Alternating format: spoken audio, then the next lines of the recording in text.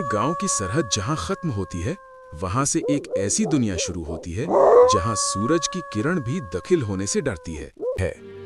श्रीधर और कार्तिक, दो दोस्त जिनकी किस्मत उनकी जेब की तरह खाली थी। दोनों एक पुराने घर में रहते थे।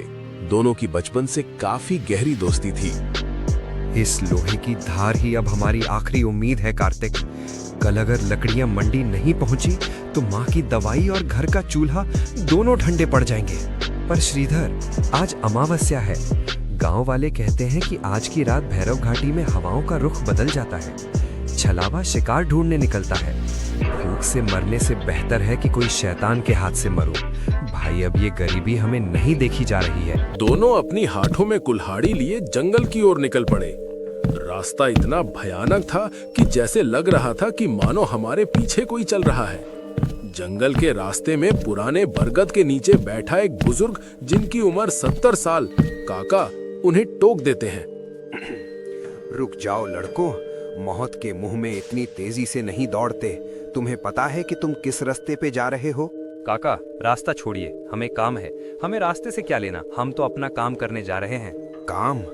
याद रखना, उस रास्ते पे जो दिखता है वो होता नहीं, और जो होता है वो कभी दिखता नहीं। अगर वहां कोई तुम्हारा नाम पुकारे तो पलटना मत, वरना तुम्हारी रूह वहीं कैद हो जाएगी। काका, हम इन सब बातों पे विश्वास नहीं करते। ठीक है बेटा, लेकिन हमारी बातों को ध्यान में रखना। जंगल घना हो गया। सन्नाटा इतना गहरा था कि उन्हें अपनी ही धड़कन सुनाई दे रही थी। तभी बीच रास्ते में एक चमकती हुई रोशनी दिखी। श्रीधर, हमें काफी डर लग रहा है। हम तो यही बोलेंगे कि यहीं से वापस लौट चलते हैं। आगे जाना हमें ठीक नहीं लग रहा है। श्रीधर, देख, इतनी रात को यहाँ कोई औरत खड़ी है। एक सुंदर औरत सफेद लिबास में पीठ फेर कर खड़ी है। उसकी महक पूरे जंगल में फैल गई है। क्या कोई मुझे मेरी बच्ची तक पहुंचा देगा? मैं भटक गई हूँ।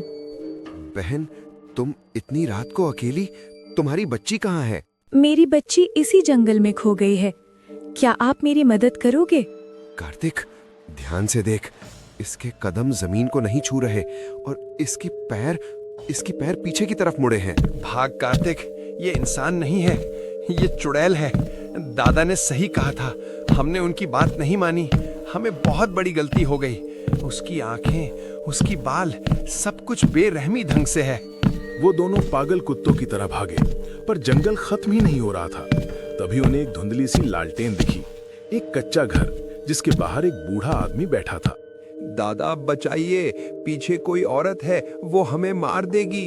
दादा बचा लो, बचा लो। वो माया की माँ है। वो अपनी बेटी को ढूंढ रही है और जो भी रास्ते में आता है उसे अपनी बेटी का चोर समझकर मार देती है।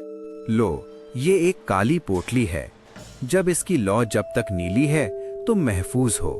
अगर ये पीली पड़ गई तो समझना वो तुम्हारे कंधे पर बैठी है, और ये पोटली इसे तभी खोलना जब मौत सामने खड़ी हो।